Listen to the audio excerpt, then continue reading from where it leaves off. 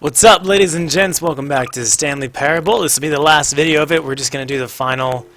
We've got two more endings. Yeah, we got two more endings to do, and then I also wanted to Stanley decided to go to do the circles. So first, on his co-workers. we're going to go through the blue He door. never functioned well by himself. Didn't do last time. And constantly needed support and guidance from others. So the thought of total I like this solitude game. was terrifying. This story.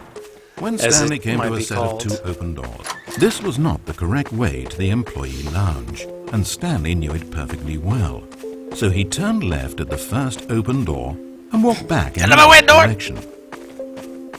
Stanley was so bad at following directions, it's incredible he wasn't fired years ago. Maybe this is why everyone had left. No one wanted to be around someone as bad at listening as him. And since he was walking into the middle of nowhere, and thus ruining the entire story, Stanley decided that he would punish himself. So when he came to the elevator and the doors opened, he stepped inside and pushed the button to go up. We're going down to the blue door. Oh, Stanley. You know, you really aren't going anywhere, and I don't say that deceitfully. I truthfully mean that there isn't a story down here. The story was back up where I told you to go in the first place. Right now, you're just running around looking at empty halls. And frankly, that's perhaps even more infuriating for me. So why don't you throw me a bone, give me a chance, and just let me tell the story I want to tell, No! I shall not! Alright, blue door. Here we come. I don't know what's through here. Just know it's a blue door. Now listen carefully. No. This is important. Stanley walked through the red door. Aha, perhaps you misunderstood. Stanley walked through the red door.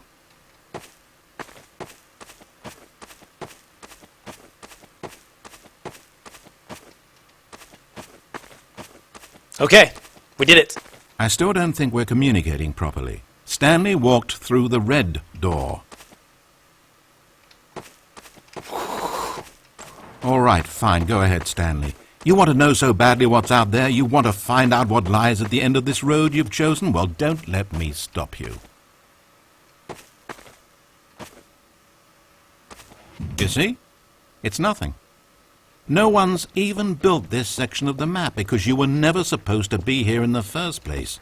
It's just a bunch of skybox and dev wall textures. That's it. Is this what you were looking for? Was it worth ruining the story I'd written out for you? It's pretty. I put a lot of time into that, and now well, here you are now, just looking at nothing. It's pretty. To think that that's all I needed to make in the first place, just a whole lot of nothing, and you would have been happy. Well, hey, you still need a little something to do. Am I right? Here, let me load up another map.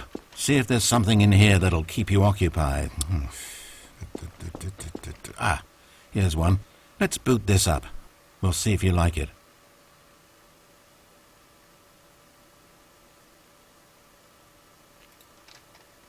Uh-oh.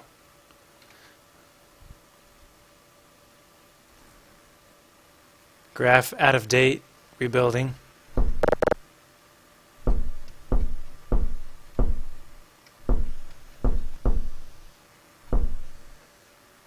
What? Is this like Half-Life or something? Well, Stanley, is this any better? I don't know why it would be. This map wasn't even made for you. At least I created a world specifically with you in mind. I wanted to make you a leading man. This one, well, I'm afraid you're on your own there. What is this? You guys have to let me know in the comments because I don't know what Whoa! I have a suitcase! What can I do with it?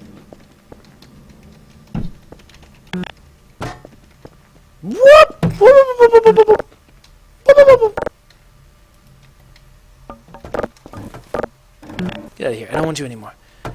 Box. You and me, Box. It's you and me. We're just gonna like go off together and like have fun. You and me, Box. Trash can, you and me. Box, get out of my way. We're not friends anymore. CMB. You and me a beer bottle. You and me. Go.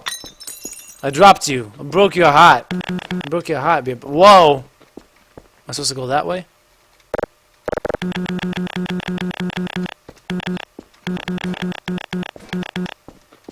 Boom.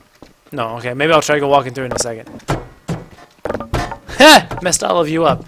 What do you say? A-I-J? N-I-J? H-I-J? I'm like convinced this is Half-Life 2. I don't even know anything about Half-Life. Hey, hello, phone!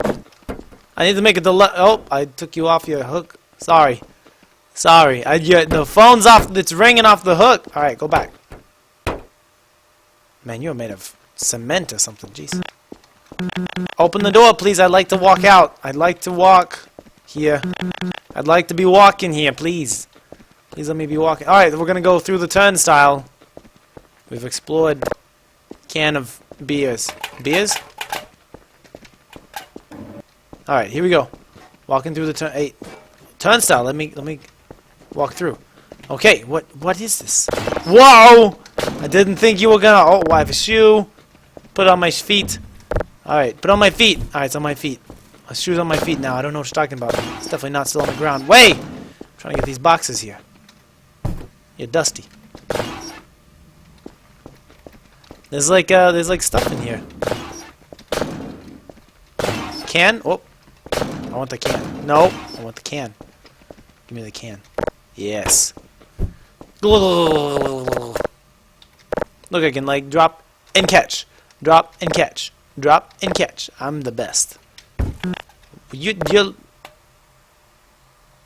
Alright then. I was gonna say you made of cement, but you... Yeah, see, look at that. That's not how a can drops, but that's okay. Dr. Breen's Private Reserve. Can't get anything. Change! For a Chinese takeout. Do you have any change for my... No names? No names. November. November? I don't know. It's not November anyways. What? Whoa, there's something there. I see you. Box thing. I don't know what you are, though. Wow. What is all of this? Empty milk jug. Not worth holding any... Stanley was fat and ugly and really, really stupid. He probably only got his job because of a family connection. That's how stupid he is. That, or with drug money. Also, Stanley is addicted to drugs and hookers. That is not nice or true. I may be a little overweight, but I'm generally found to be attractive. Probably because of my sense of humor, which you clearly don't have. And I'm not addicted to hookers. They're nice ladies. I do not want to make a collect call. Sorry, I'm exploring too much. You guys are going to be like, stop exploring! Stop exploring! Just go! Fine. I feel like I'm going to die. I feel like I'm going to die. Apparently the narrator is still with us. Come on, walk through the gate. I know you can walk, Stanley. Me, self. Okay, where do I go from here? Is that a doorway? That's a doorway. This is not a doorway. At least not for me. Wait, whoa. Easy way. This is security. This is security. Hello? Hello? Oh, there's more. Oh, there's blood on the floor. I don't want to sit in that chair. No, thank you. No, thank you. I learned my lesson last time. I'm not. What? I spent so long talking about you. Why don't we just take a break from that and talk about something else for a change? Let's see. Well, according to Wikipedia, more than 90% of the night sharks caught off northeastern Brazil contain mercury concentrations higher than that considered safe by the local government. Now, this is fascinating. Don't you want to know more about the night sharks? Oh, no, of course not. All you want to hear about is yourself, isn't it? Well, fine. You haven't listened to me once so far. I can't expect you to turn that around now, can I? Can I sit in this chair? Nope. Good. I'm kind of nervioso. I get a bad feel. Oh, there's a little thing right there. Box. Open up the doors. Let us go out. Nope. Okay, fine. Uh-oh.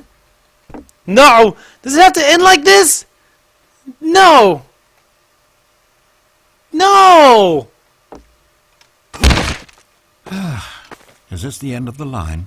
I don't suppose this was a particularly fulfilling experience for you, considering not a single art aspect in this map was created with you in mind. But hey, you're a creative kid.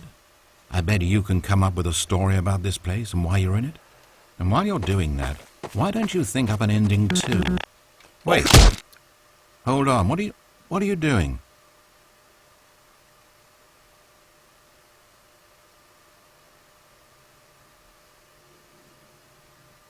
Oh. I think I died. I'm still walking around.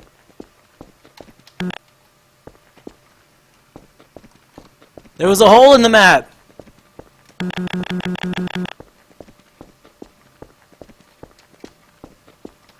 I can still hear myself walking.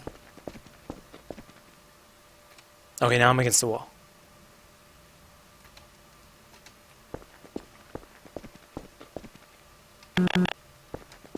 I'm just kind of like walking and then turning. Stanley, don't do that. I can't follow you there. I can't help you. I was just walking, and then, like, whenever I stopped walking, I turned slightly left. How will you write a story without me? You can't do it. You know that.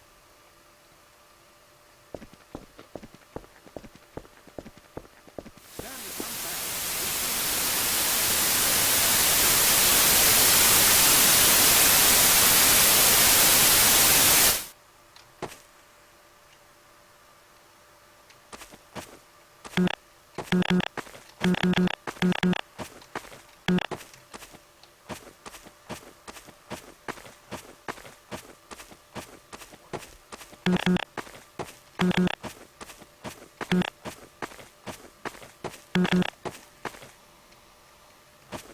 What?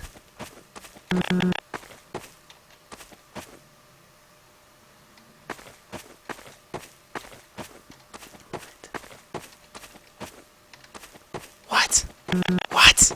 What? What? What? All the doors are open.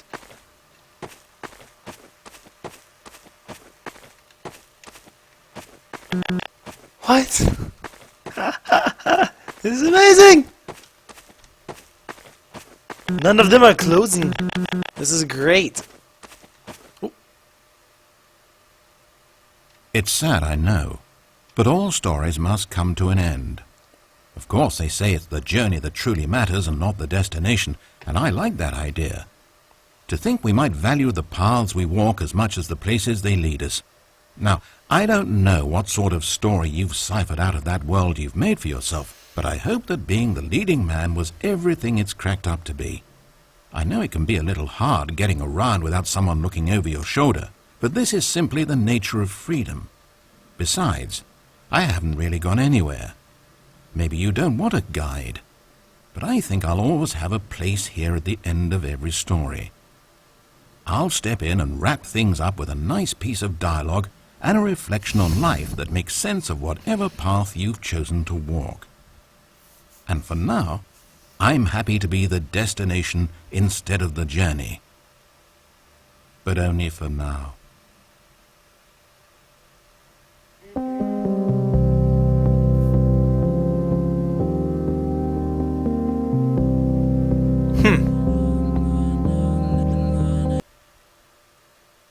Everything in its Right Place is the name of that song by Radiohead. Everything in its right place. Okay, I think we got time for... Let's just go ahead and finish all the endings. That was crazy!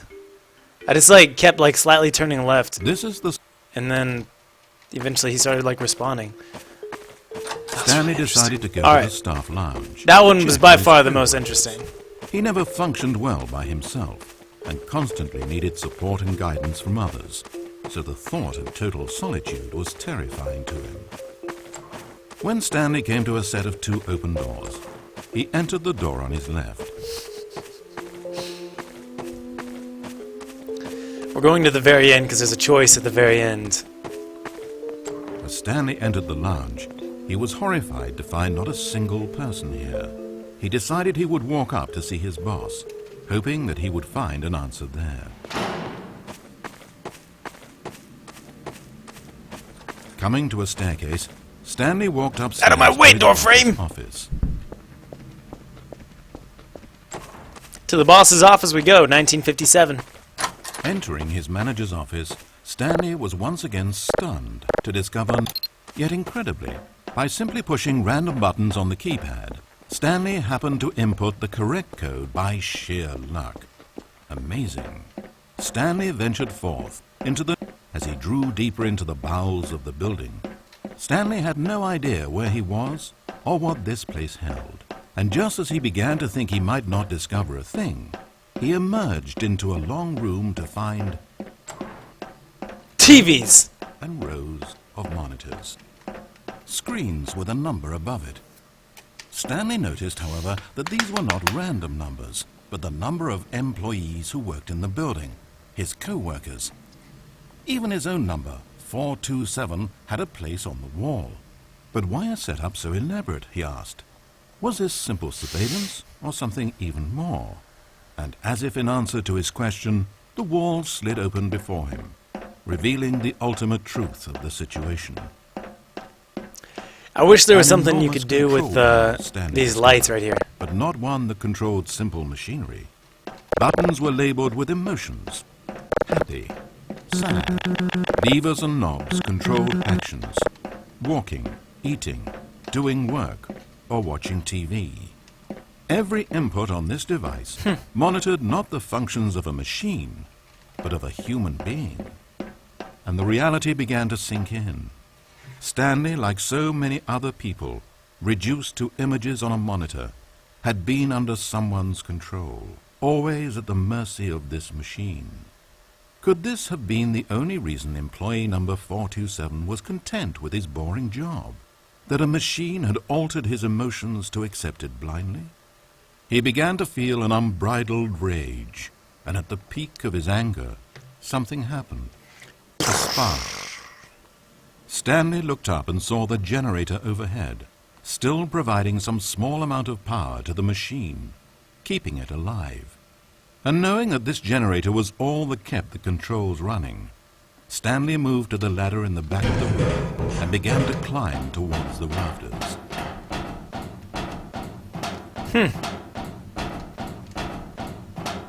Generator, I'm coming towards The higher you. Stanley climbed, the closer he felt to freedom, the further from enslavement.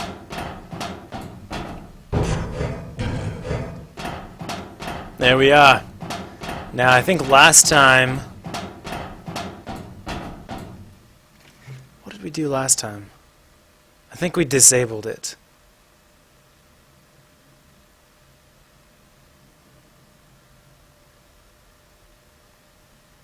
I think we disabled it.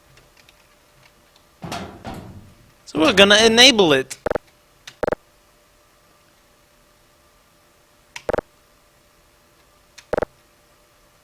Yeah. Oh, Stanley, you didn't just activate the controls, did you? After it kept you enslaved all these years, you go and you try to take control of the machine for yourself? Is that what you wanted? Control? Stanley. Stanley. I applaud your effort, I really do. But you need to understand, there's only so much that machine can do. You were meant to let it go, turn the controls off and leave. If you want to throw my story off track, you're going to have to do better than that. I'm afraid you don't have nearly the power you think you have. For example, and I believe you'll find this pertinent, Stanley suddenly realized that he had just initiated the network's emergency detonation system. In the event that this machine is activated without proper DNA identification, Uh-oh. nuclear detonators are set to explode. Let's go down. Let's get out of eliminating here. the entire complex. How long until detonation then? Oh, let's make it say, 2 minutes. Now, this is making things a little more fun, isn't it, Stanley? No. Go ahead. No. Play with those controls all you like. No. Your controls are where I'm sitting. No. Did you really ever believe you Why had would any power? no? Did you not think I knew what I was doing? When I erased your co-workers and turned off the machine, I was offering you freedom, an escape. I didn't have to do that. I've run this story many times, and I don't always set you free. Sometimes you just sit there, day after day after day, doing your job forever, and then dying alone. But when I actually give you the freedom to control your own actions, it's not enough. I let you go, and you trapped yourself just the same. You just weren't made to handle this sort of responsibility, I'm afraid. But you know what you were made for? Pushing buttons. I'm trying to push all the buttons right now. You get it now? Now I'm enjoying this. Tell you what, I'll throw some extra time on the clock just because I'm having so much fun. Fun. There we go. You see, I want to watch you for every long second you try to puzzle this out. After all, it should make sense, right? The timer, the nuclear detonation, the mysterious facility, it's all here. This is a video game. Except for one thing there, hero. You've got no weapon, no vehicle. You don't even know where you're going. When you saw that timer, you just instinctively started trying to find an exit, didn't you? In fact, I bet you're still looking for a way out. I bet you're clicking on everything in this room, trying to open doors or vents or something and solve the puzzle. No. As though this game has a solution, as though it can be won. That timer is not a catalyst to keep things moving along. It's just seconds ticking away to your death. This is not a challenge. It's a tragedy. It's the moment when the hero realizes that despite his best efforts, he is powerless to his environment. And then he lets go. He surrenders. And he dies. 30 seconds, Stanley. 30 seconds.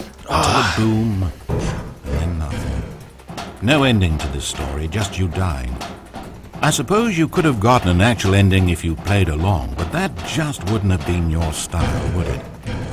Instead, you'll perish knowing that the only choice you made here was to turn on that machine and to start this timer. But you won't be alone, because I'm not going anywhere. I'll be here to watch every second of your inevitable life from the time we fade in until the moment I say, happily ever. Ah! Dang it. Well, that's pretty much it, guys. The only other thing I wanted to do was go back downstairs to go in that little circle room that apparently I didn't get to do. So you can stop watching now if you want to. That was a red room. There's a red room right there. Did you see it? He never functioned well by himself and constantly needed support and guidance from others. Like that other red room? Total solitude was terrifying to him. Okay, what do we got to When do? Stanley Root it came to out. a set of Left two door, open down the doors. stairs. Okay. He entered the door on his left.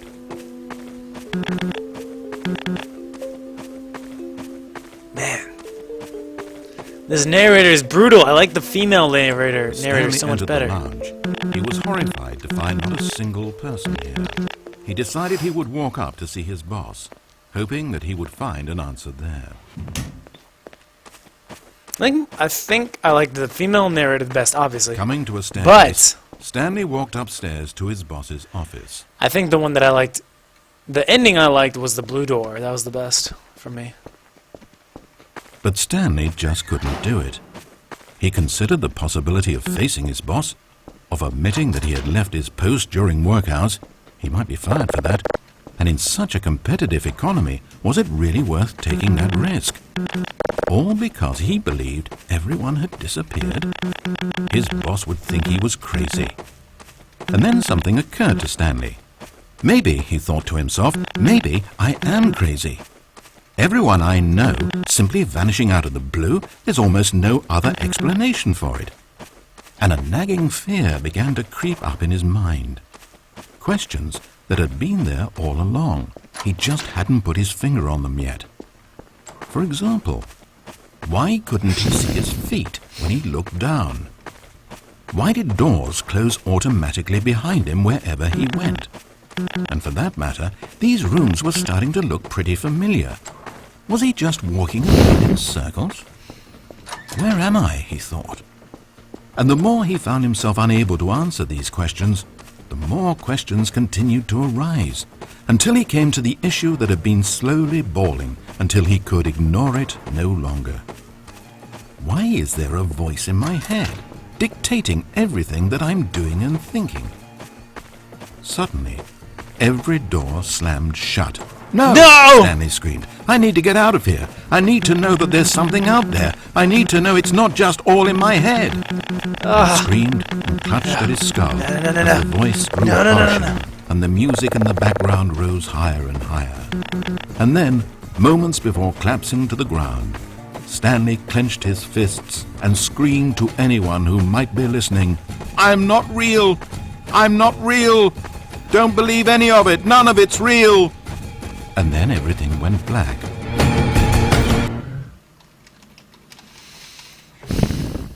This is the story of a woman named Mariella. Stanley and Mariella. Mariella woke up on a day like any other. She got dressed, went to work, clocked in, clocked out, and then she walked home. But her walk on this day was interrupted by the body of a man who had stumbled through town talking and screaming to himself, and then collapsed dead on the sidewalk. Moments after seeing him, she would turn, run to the nearest police station, and call for an ambulance. But for just a few brief seconds, she merely stood there, unable to move. The tragedy was not the death of a single person. It was that she would never know this man's story, never hear in his own words what had happened to him, or what he believed had happened to him. For to know these things would be to exist inside the head of the man himself. So all she could do was observe from a distance and pity him. But Mariella had places to be and people to meet with, very important people, whose impressions of her would affect her career and indeed the rest of her life. She stood there for only a moment, looking down at the body, and then she ran.